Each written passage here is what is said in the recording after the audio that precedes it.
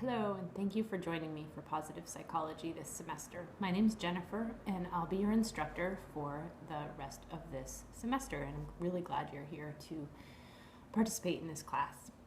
We're going to start off by talking about the roots of our discipline, positive psychology, in psychology and in philosophy.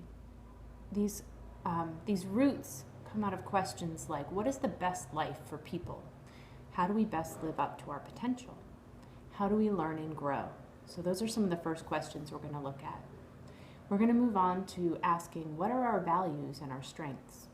How can we use our strengths to support our values? And how can we grow new strengths? After that, we're going to talk about our life story. How do we tell our life story? Do we see ourselves as creators or victims or some other archetype? What is our purpose?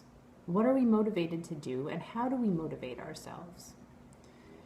After that, we're going to talk a little bit about how we can become more mindful and why we would want to. How can we recognize and change mindsets that block us from learning and growth? What are some specific changes we might want to make? And we'll make some plans to change those things. We're going to ask about happiness. Where does happiness fit into life?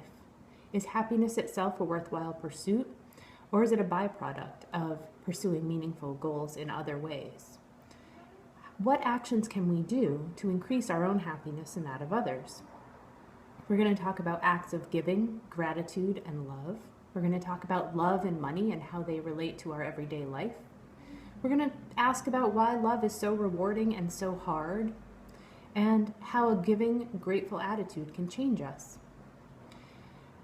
We're going to round it out with a little bit of time outside, looking at how being outside changes us, changes our minds, changes our ability to learn and pay attention. And we're going to look at the big trees, the big sky, and ask, where do we fit into this universe?